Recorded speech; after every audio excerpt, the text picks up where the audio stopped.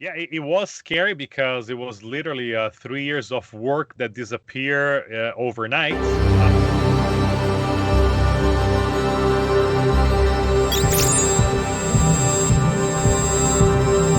So, hey everyone, I have the fantastic pleasure of speaking with Rodrigo Ambrissi of Dash Brazil, and unfortunately, not under, or fortunately, under good circumstances now, but the impetus for this chat was not necessarily the nicest. So, first, how are you doing now? I'm good. I'm good. Quarantine is doing some changes for everybody else. I've been working from home from the Hmm. past 3.5 years, so for me, not a lot of change except wearing mask when I have to go to Walmart. Yeah, that's just about it. But the reason I initially invited you to be on, and let's be honest, I'd invite you for any other reason because you're a cool guy doing a lot of cool things. But Thanks. right now, right now, it's unfortunate because you were one of the more oddly high-profile cases of YouTube censorship when your channel was taken down for a while for apparently not really any good reason, and it's back now completely, right? Yeah, it's 100% back. We were off the air for almost 48 hours. Okay. Well, I guess things could be worse, but it was still very scary at the time, I'm sure. So why don't you just say like what happened during this whole thing? Yeah, it was scary because it was literally 3 years of work that disappeared overnight. I finished working in the afternoon, so next day when I woke up in the morning to do my morning show, we have a morning show where we talk about the highlighted news and then the news about Dash. I went to open the channel and get some information. It didn't work, and then I actually turned off my browser. I thought it was a problem with the internet. The page was offline. It took me a couple minutes to realize that the channel was deleted. And then once I opened my WhatsApp and my Telegram, there was hundreds of messages from people say, "Hey, what happened to your channel? Your channel is not live. Was it deleted?" So automatically, of course, I panicked, man. I was shaking because I even though I have content backup, there was a couple of videos I didn't have backup at the time, which was all my lectures, which now I do. But then I searched to all the notification emails that I get on the email account connected to YouTube, and I saw that there was a notification from YouTube at 3 in the morning about a video we posted in the afternoon, saying that my video was under review for not following the guidelines, and it was just a warning. We didn't have any strikes, no copyright claims, nothing. Our content is very clean. We don't talk about politics or coronavirus or things like this that could raise red flags. Right? We do criticize the banks, of course, and some other little projects or crypto scams, but that was it. But the video was actually a video about technical analysis, which is technically very Hmm. boring. If you're not doing trading, and technical analysis videos is extremely boring to watch. And then at 5 in the morning, there was another email saying that my video did not follow the guidelines and YouTube was deleting my channel. And then once I saw those emails, I was like, oh man, I can't believe all this is gone. In my opinion, what happened is on the title of the technical analysis video, I put down the word Bitcoin price is about to explode before the halving. And I think the word explode maybe raise a red flag or something. That's my opinion. So automatically, I started a campaign on Twitter. Several friends. So I had a Twitter thread in English and then in Portuguese, tagging YouTube. As recently, I just saw the same thing with Tony Veas happen with Hmm. his channel. So I took a look on his tweet and I'm like, oh yeah, so he tagged those and those and those, tweet content creators, YouTube. There's also YouTube Brazil that I tag on the tweet. And then the same story in Portuguese, and I start sharing with all the community, Dash community, some other crypto communities in English, also in Brazil. I'm part of a YouTube, a crypto tubers WhatsApp group. We are 42 YouTubers in Brazil that we create content for crypto, even though everybody has their own favorite crypto. We are very close. We're friends. Automatically, most of those YouTubers went live and start talking about why the channel was deleted. And those YouTubers, or most of them, have over 100,000 followers that and people actually know my channel as well. Also, I'm part of another group with all the news websites for crypto content creation. And I'm like, hey guys, my channel just got deleted. If anybody can give me a hand. It took literally 1 hour for Cointelegraph Brazil to have a news talking about why the channel was deleted, and another 8 websites in Brazil talking about why the channel was deleted. So this was a good campaign. First of all, I was surprised to see how well the community knew me and was in favor and watched the channel and was sad to see the channel go. And most important, shows a sense of unity, because even though communities that are competitors of Dash, which I think there's no competitors, were helping say, hey, we want this guy's channel back, which was very, very nice to see. And it's just because the attitude we always had here from the channel. We're not a toxic community, the Dash Brazil community, and the Dash community in general. We tend to be toxic or I mean, we criticize projects in a technical way, but we don't really, make fun of projects because we just don't like them or because we see as a competitor. We criticize because, comparing technicalities. And the same thing as I follow in Brazil regarding our community. We're not a toxic community. We actually welcome everybody in our channel to discuss, talk, inform, and educate people. By the end of the afternoon, there was one guy. He's a YouTube gold medal content creator for Google. He contacted me on Twitter, asked me a couple questions. He's like, all this, and he told me right away. He's like, listen, all this is done automatically. YouTube has a billion hour view per billion videos views per hour, something like this. I think they watch 5 billion videos per day on YouTube. He's like, all this is algorithm. It's all done automatically. So if you had no strikes, no red flags, no warnings, it was probably when and he asked me as well if I talk about coronavirus or any type of conspiracy theory. I'm like, no, we don't talk anything about like this at all. Yeah. We just tell people, hey, just in case, wash your hands and wear a mask. It's not gonna cost you anything. If they're wrong, you just look dumb with a mask. But again, everybody else looks dumb. So he's like, so just stand by, because if you already claim your channel and ask to be reviewed, it's gonna be all done automatically. It's nobody looking in detail. If this problem persists, and he told me, just contact me again and I'll ask for your channel to be reviewed by a person. So mostly probably that's what he mentioned to me. It was because they update the algorithm related to coronavirus. But next day, the channel was back. Right away, I spent the whole day. I download all my videos, all the lectures that I host on several countries, languages. The documentaries, the 3 documentaries already had backup. The content that we create daily, not so much, but all the step-by-step videos, how to open account on exchange, wallets, all the Dash videos, I back up everything.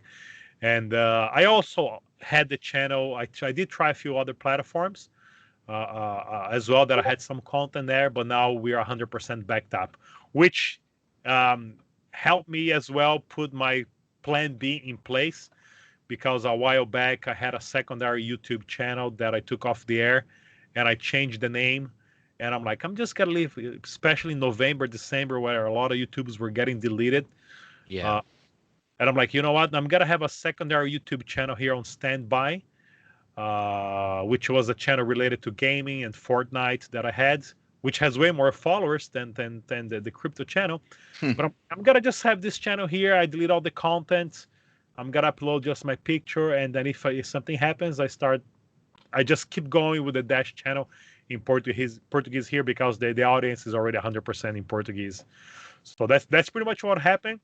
But it was an algorithm thing. I don't think it was.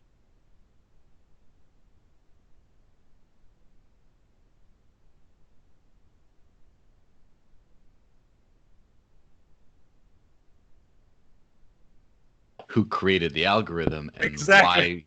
why was it that way? So it seems like with like price explode type things, first off, there's been a lot of especially crypto content creators, and I don't obviously have my ear to the ground in the whole content creator world in general, but it seems like crypto people, it's like, I know it's like politics people, especially conspiracy theory type people get hit a lot. I mean, like right away, basically. And then crypto people are some of the big targets. So, what do you think it is about the crypto people that trips up the algorithm? Do you think it's um, irresponsible sort of language, like, hey, the price is going to triple, oh, get in now, like kind of gambling type language? Or do you think it's something else? Do you think it's just the crypto itself? Well, for sure. I mean, YouTube and Google, they are still a conventional corporation.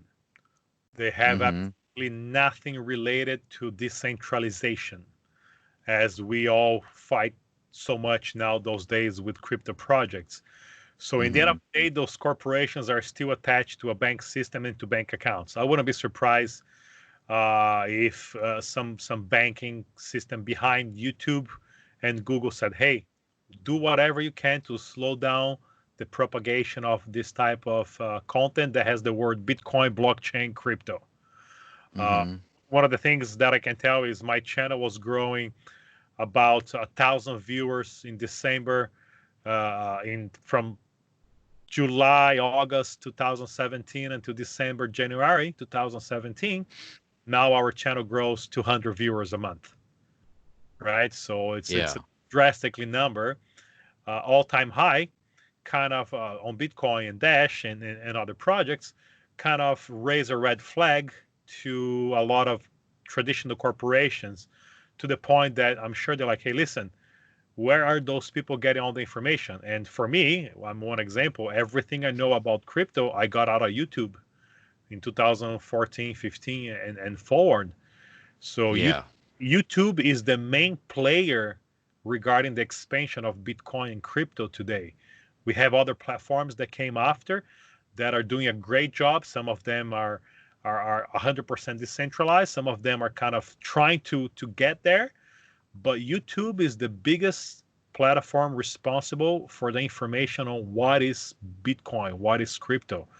And it wouldn't surprise me if yes, any content with crypto, blockchain, Bitcoin, anything related to crypto, they kind of do not, the search engine optimization kind of brings you down and doesn't show your videos as option. But again, if you created a video about how to make money clicking here and there and it's a scam, you gotta have hundreds of thousands of views in a week, because the system will allow you to do that. Yeah. So here's my this is my devil's advocate position, of course. And obviously, I don't think that censorship is any good. I think that people should be able to say what they want. And if some content is not healthy, is not good, people should be able to downvote, put warnings, do whatever to basically warn people. And also just, create other content saying, hey, this is not good. But that being said, what is there? What about the argument that crypto content is perfectly fine and there's no kind of censorship of crypto? It's only of scammy kind of things. And I notice there's some people who do stuff like, like say Tone Vay's channel and things. It's all about price predictions and trying to get people to buy, basically trying to get people to sell crypto with a expectation that the price, with a promise basically that the price will be higher at some point, which is not exactly, which is semi-fraudulent. And maybe like the way the title of the video that got taken down on your channel might have sounded like that to the algorithm, so it was a good idea to sort of do it. So basically, what would you say to the argument that this kind of censorship of YouTube, crypto YouTubers, is actually just a good thing? Isn't Tony Faye the guy who used to work for a bank? Yeah. Right. Well, I mean, it's hard. We will never know, and that's the beauty about blockchain, because on a blockchain, everybody can inspect what's happening simultaneously without anybody's permission. On YouTube, under the hood, we have no idea what's happening. And I remember 2017, I was gonna looking, or even before that, I was looking for some content, how to back up a wallet, how does this work, about either any project. And the commercial before the YouTube video was a BitConnect commercial, like everywhere. Back in the day. Back in the day, like there was a lot of BitConnect commercials. So yes, it is. I mean, at one point, I think we do need some sort of a police or someone in person, not just algorithm, checking those type of ads that people pay to propagate information where people can literally lose their money. And I remember the guy saying, "Oh, see this Bitcoin here? I didn't buy them. I earn. You just send your money to BitConnect and you gotta be rich." It was as simple as that. And those commercials were everywhere. And now what you can see on YouTube, most of the commercials are about, is that what do you call it, that bait that the guy's like, "Oh, I'm a successful trader in stocks and bonds, and I made millions, and I have a book telling you everything you need to know for free. Just click on all I need is your email." And the guy talks about everything, and he's a successful trader, but he sells to you a course on how to do trading. If he's such a big millionaire, why is he still selling you something? Exactly. But he's got to give you a little PDF, just to get you hooked. And then he's got to send you a whole bunch of emails and create a mailing list. But again, we're sailing uncharted waters in how civilization behaves, because today, one thing is we've been fighting for free will and the possibility of chatting and talking and having your opinion exposed. But today, any idiot with a camera can create any type of content. And we see what's happening coming from government levels in the US and in Brazil. I don't know anymore what to believe regarding, for example, coronavirus. Wear mask, don't wear mask. It's good, it's bad, it's killing, it's not killing, it's fake numbers. We are in a way that the disinformation rules. The more content that is created by any person with any type of idea will be out there. And whoever has the ability of controlling, whoever has the knowledge and the power to control the narrative that speaks properly and can engage you with the proper voice level, with the proper content, the story that builds something in your mind, will get the attention. And people are following those people, and there's no point of central control. It's just like a bunch of information come from every direction, and we don't know what's happening in the world anymore. Yeah, and that's one thing. It's interesting to see how many people get their information off of YouTube. And for me, as someone who was an academic in a previous life, right, that part of me kind of sees that as like, oh, this is terrible because people are watching videos. And honestly, there's a lot of people that just say, if I found a YouTube video on it, it must be true. And I'm one person who gets very little of my crypto content off of YouTube. A little bit more now that I'm creating more content myself, and I kind of want to see what other people are doing. But it is funny how so many people have used this as a authoritative information source. And of course, there's a lot of misinformation out there, and that's the difference is, so with, for example, with the scientific method, you sort of you test hypotheses, and you build on previous research. And of course, I was chatting with my friend Dr. Tapp about his scaling research, that of course Bitcoin was created, and then scaling researchers such as the Bitcoin Unlimited team found ways of scaling better.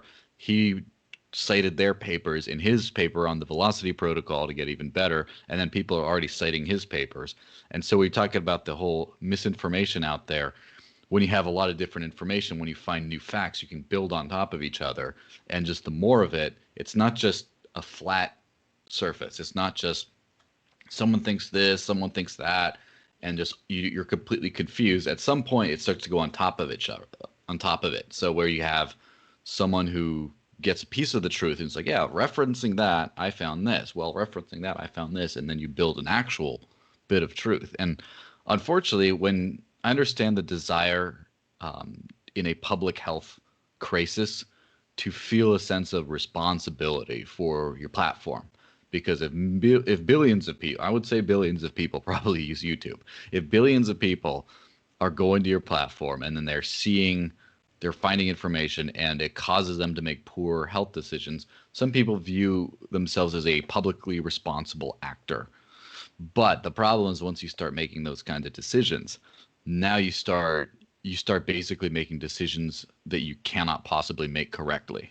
You cannot say, well, I just know what's the right thing. I know what's going on with the virus. I know what all this stuff. I'm just going to kill all videos that do not agree with this one point of view. And that's even more dangerous. I don't know if you'd agree on that. Yeah. I do agree because, but the thing is, people will do whatever it takes for views now. People, Mm-hmm. it's the need of attention, and you can see now on this quarantine time.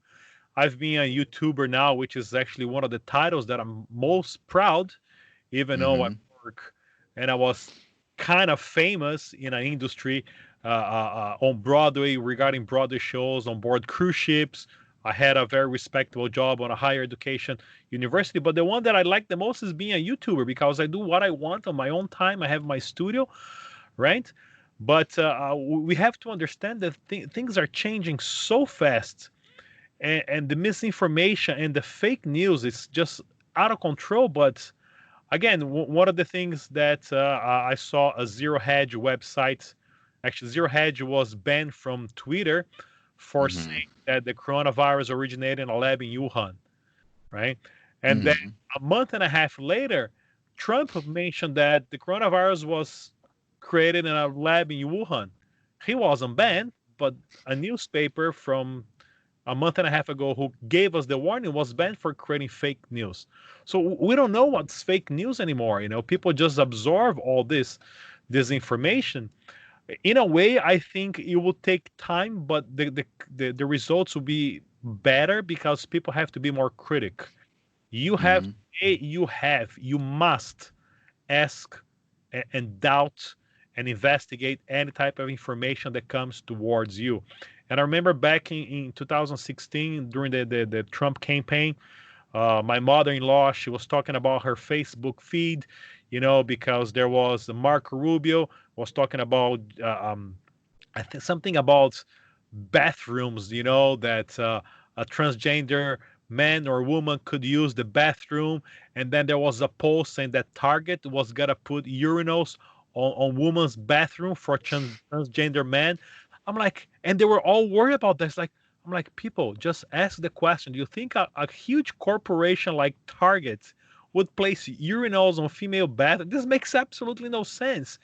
So people either need to start asking questions and doubting everything, or they're just gonna be mass control by those fake media in a very easy way. And sometimes I doubt that people will actually be asking the questions, and just it'll be easier to control them.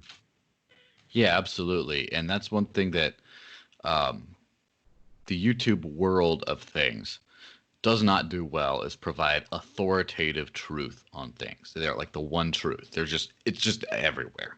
There's all kinds of different takes. You look at different YouTubers, and the same thing with the crypto space. And in a way, that's a great paradigm shift because there is no one source of truth. There is no one truth even. There's a lot of nuance in between. So like, for example, if you talk about cryptocurrency, which is the best cryptocurrency? That's like, first off, that's an impossible question.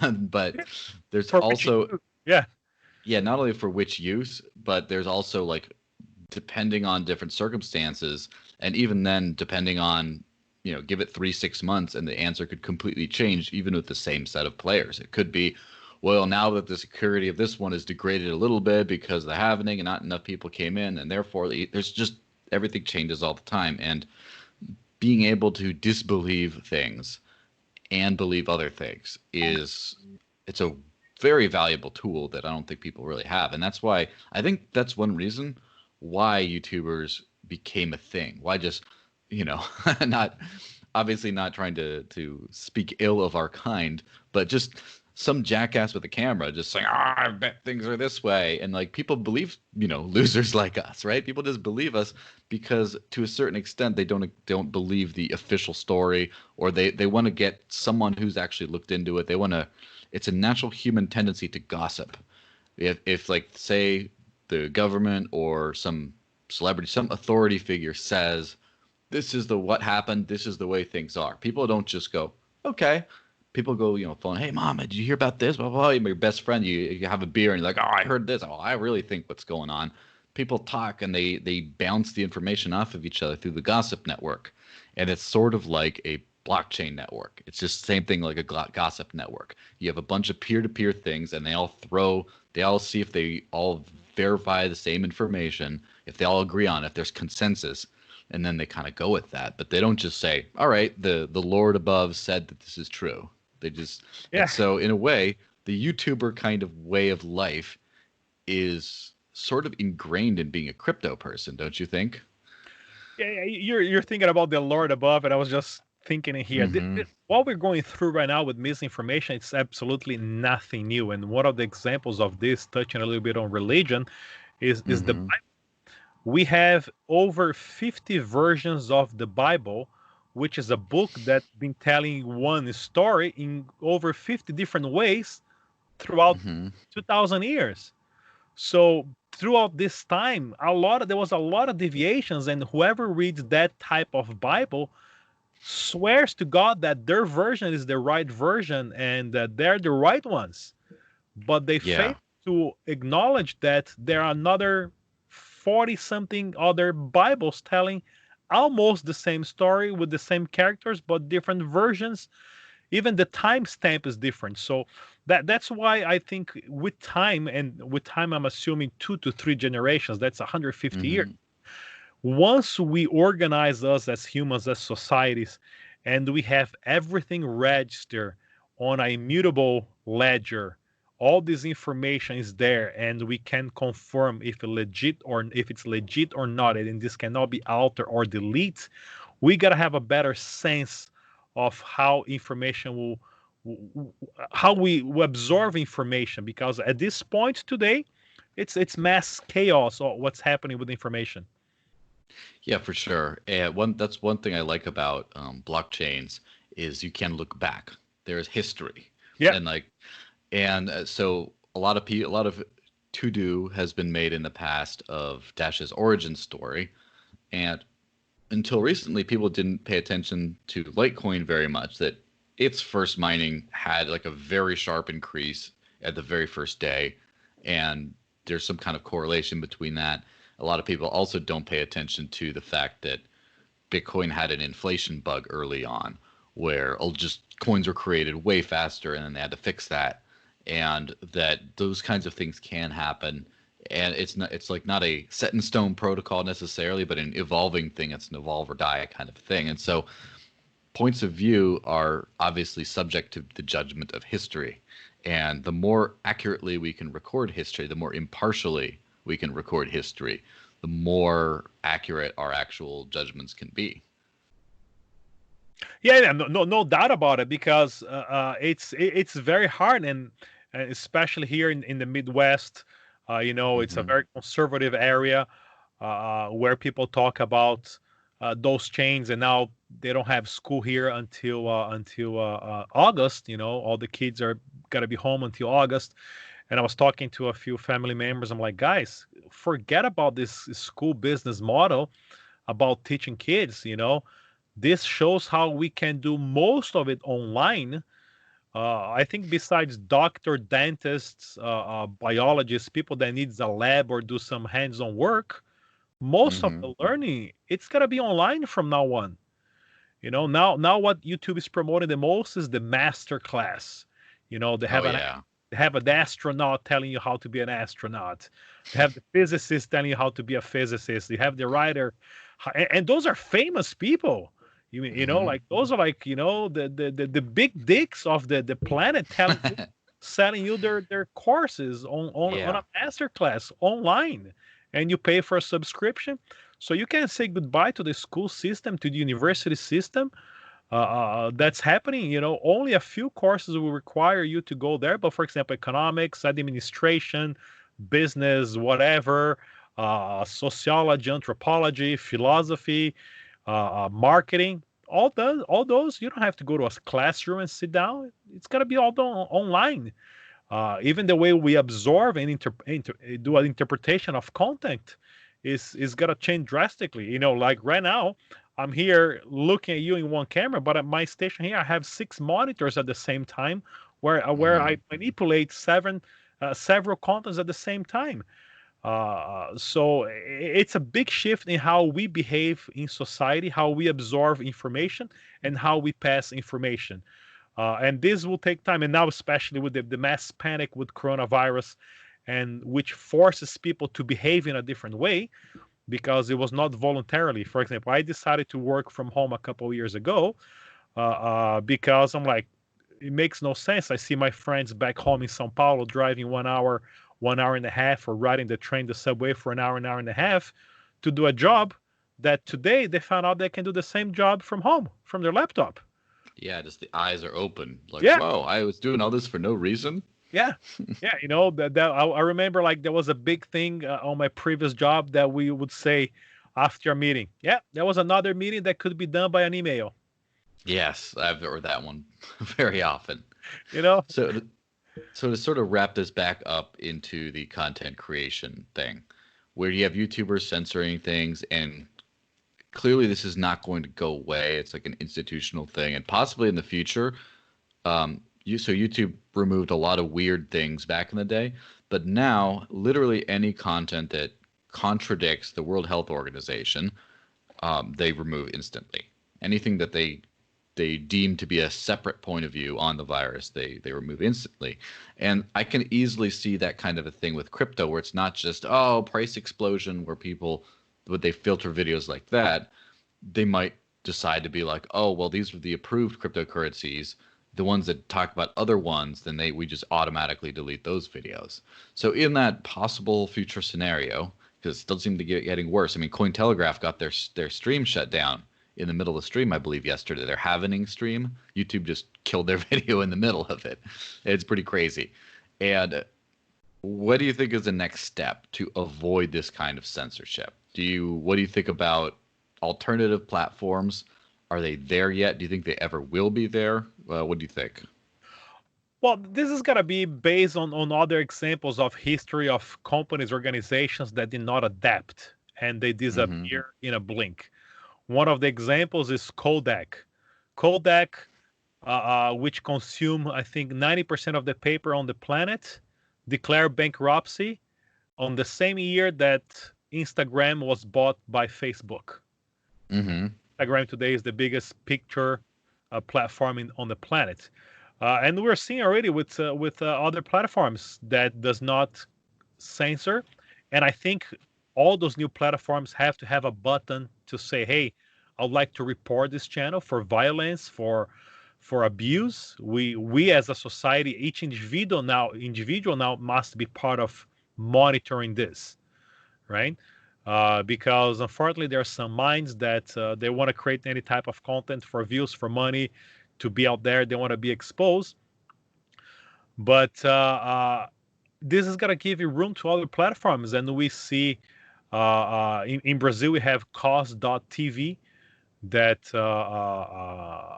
it's a platform where we upload our videos, no censorship, and you get a reward by their token. We have LBRY as well. I try LBRY, but unfortunately, the amount of content or people that speaks Portuguese are not enough there to have a good amount of views. I tried Twitch before as well. The same for Twitch. For gaming is great, but for crypto, not a lot of talk about crypto in Portuguese or D Live. But Cost TV is doing much better in Brazil. I have no idea why, but they just grew fat. But it's the same thing. It's just copies of YouTube with more tools or less tools to censor you. And those platforms are growing. I wouldn't be surprised if between 3 to 5 years we have a bigger platform that's going to take over, and which we already do. We have a Twitch, which has huge numbers comparing to people playing video games instead of YouTube. We have Discord. Discord is the best platform for you to play video games simultaneously with other people, do the latency. I haven't heard any people. I haven't heard much about censorship on Discord related to this, unless coming from the moderators, not from the Discord platform itself.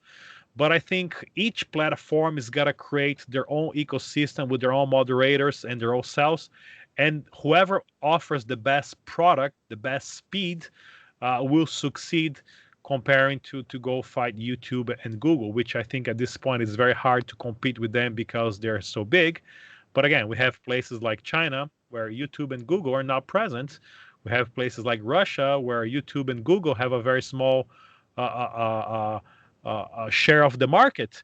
So those aspects, it's one planet, but we gotta see bubbles of platforms popping everywhere, and whoever has the best technology will end up in more space.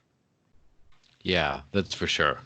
It's going to be a fascinating change because right now, no one cares to really, not many people care to move off of YouTube because there's just less content there. And it's only the censored people. So, for example, something like, say, BitChute will be all conspiracy theory because that's what's not on YouTube. And eventually, though, all the good stuff will just not be on YouTube. And then people start going to the other places. Even if the user experience isn't as good, they'll start going to places where they can find all the stuff they really want to see. And then eventually, might be a mass migration, which always made me think about the bigger tool for YouTube censorship rather than just restricting views and channels and things like that. It seems to be the financial censorship of, at some point, they decided what was advertiser friendly and what wasn't. And if obviously with crypto, like pretty much every crypto YouTuber I know has been demonetized or had limited monetization or some kind of thing like that, and they're all complaining about it. Now, before that, I remember that same thing happening to a lot of other content creators who weren't even controversial, like comedians. I had some comedy channels got demonetized, and then they had to figure out what to do. Some like basic, like martial art channels or even like parkour and athletic type stuff I watched also started experiencing these kinds of things. Like random channels I thought would never get demonetized, and this was years ago. And so who knows? It might just be if you want to watch anything good, anything exciting. Yeah, well, I mean, we have to see for Bitcoin itself. I mean, where was the first talks about Bitcoin? It wasn't a place where everybody was there talking about. It wasn't a little corner of the smallest platform on the planet by a bunch of few geeks that only knew a specific subject. And those guys are the ones who started everything. Like right now, I'm sure there's some other platforms, some conversations that we're not paying attention because like, oh yeah, I'm just on YouTube, and you close your eyes to other possibilities and opportunities that, in 5-10 years, be like, oh man, why I never got into that so early? I was too busy watching cat videos or whatever on YouTube, and you miss out what was happening on some other platform which had a more freedom of speech. Yeah. So where could people find more about you? Where could people find your channel and also your backups in case next time they try to look you up, you're gone? All right. So we're so many platforms. So we have our YouTube channel, Dinheiro Digital, which is Digital Cash in Portuguese. Or basically, if you search for Dinheiro Digital, in Portuguese, you'll find us on YouTube, Spotify, Twitter, Instagram, Facebook, iTunes, Google Play, SoundCloud, Cause.tv, Twitch, DLive. Twitch and DLive, I haven't updated much content there because the traction was very small. And I have a secondary channel backup on YouTube that all the content is already there. I'm uploading both channels just in case one gets deleted. The other one I just put live and off you go. Yeah, what's the other channel? It's just Rodrigo Digital. But then if I the name, I'll change it. I think I saw both of them at some point and was kind of like, oh, which one's the real him? Maybe I subscribed to both. I don't know. The other channel, I'm gonna start creating more content regarding politics and philosophy. A lot of people don't know, but I do have a degree in philosophy and sociology, which is my main thing, which I like to learn and study. So I'm gonna be bringing more of like those sociological and philosophical aspects of society and politics. But that channel is my Digital Cash channel backup in case something happens. Everything will be there right away. All right, great. Well, thanks for sharing the time with me, and I hope you have a good one, and I hope you stay online as long as possible. I will. Thank you very much, Joel.